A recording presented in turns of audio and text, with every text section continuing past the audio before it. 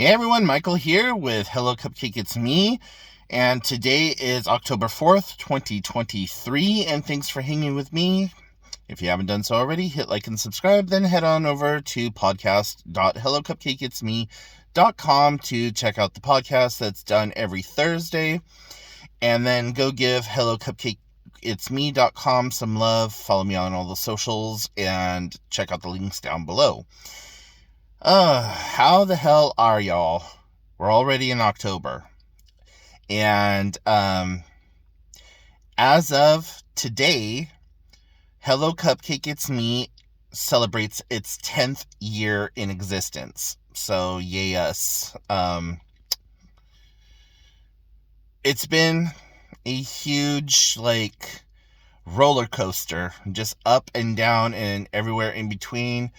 All of the differences, from when I first started Hello Cupcake to what it's become now. And thank you to all of you who have been with me from the very beginning, who transitioned over from the blog to the YouTube channel, and then from the YouTube channel to Instagram and Twitter and Facebook and everything in between. Thank you so very much. I am very appreciative of every single one of you. I know that my content gets kind of convoluted sometimes, and that a lot of times that I just get on here and word vomit, but that is what Hello Cupcake started as. It was originally my blog to keep me accountable for my weight loss and my battle with depression and just day-to-day life. And, over the years, it morphed into an information hub about diabetes, and then it morphed into an information hub about mental health. And then, now it's just kind of a hodgepodge of mental health, medical, whatever. And, it was also a way for me to voice what was going on when I felt like I could talk to no one else. Even though I didn't know at first if it was just going to be a Dear Diary type situation and no one would respond, the fact that I was typing it out and putting it into words and getting it out of me was extremely helpful. Very, very helpful. And so that's what this is a lot of times, is just therapy for me, and getting on camera and talking about the ups and the downs and the in-betweens of my life. And, there are so many people who hit me up privately that it's just like, Michael, thank you so much for just talking about what's going on in your life, or for sharing that story, because I thought I was the only one. I thought that I was by myself. I didn't know that anyone else suffered the way that I have done, and this, that, and the other thing. Like, right before starting this message, or word gumble. Right before starting this video, I got a message from somebody, and the message was, Michael, thank you so very much for your daily posts. You've really helped me with my depression and getting through some of the tough times, and forcing me to hold a mirror up to myself and confront my inner demons and do some shadow work and work on forgiving myself and learning how to forgive the pain and put it to rest and all this other stuff. And I was just like, you are one of the people that I do this for. So you know what? You are very welcome. And I hope that you continue to grow and you continue to heal those things that you can't talk to anyone about. And this goes out to everyone. I am proud of you. Even though we don't know each other, even though you may have never interacted with me on any of my videos or in the social medias or whatever, and you're just following along because something I say to you reaches you.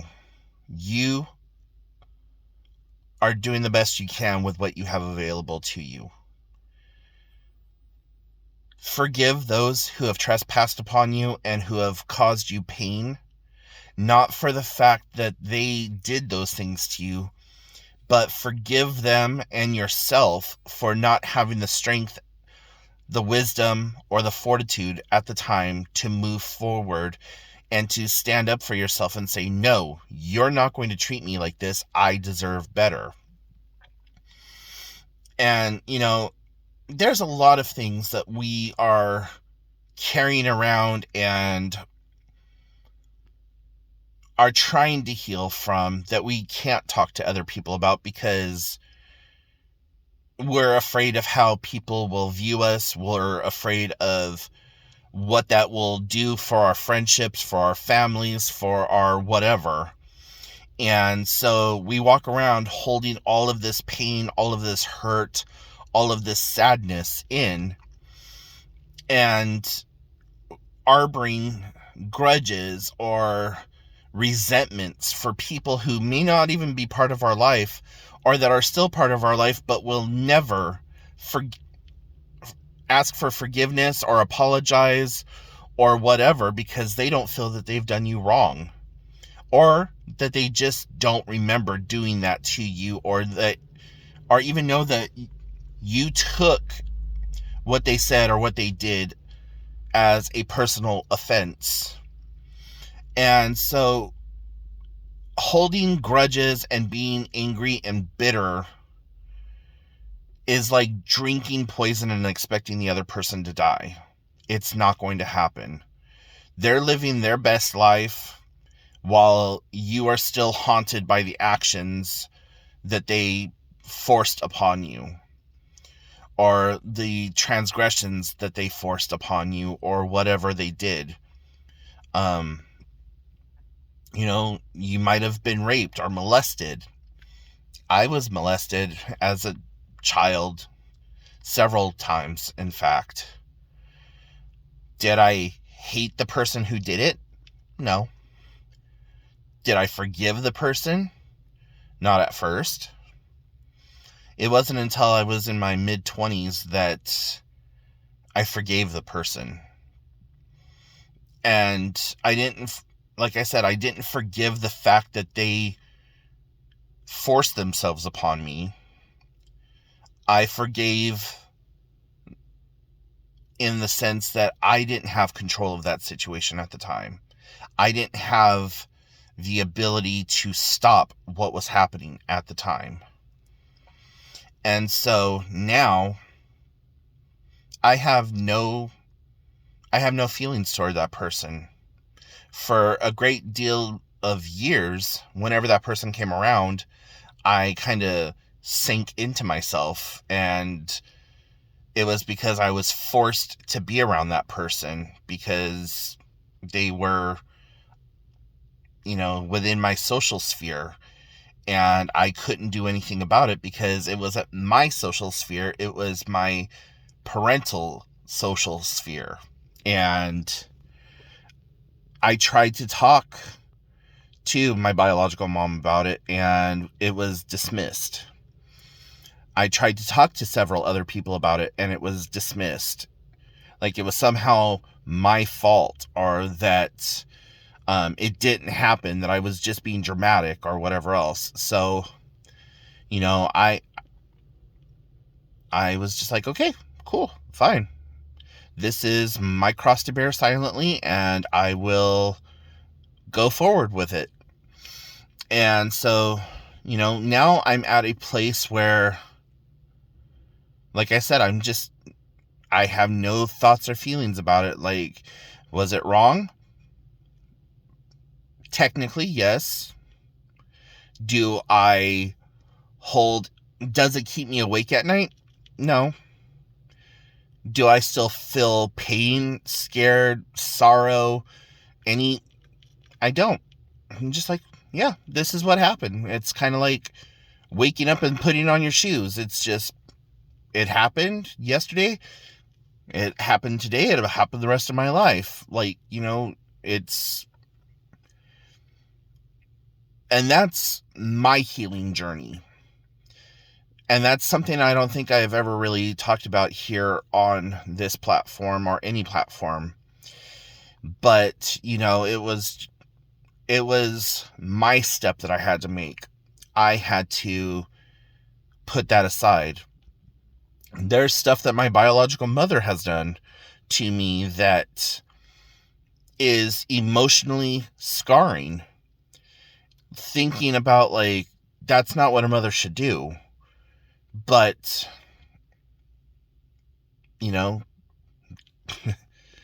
she did. Um, and she wasn't the molester. It was someone in her social sphere.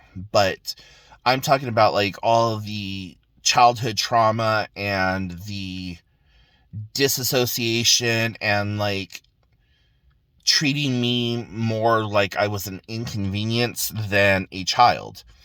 And so, there's a lot of things that have happened with her, especially with, like, her choosing to remain with her drug dealer versus choosing me as her child.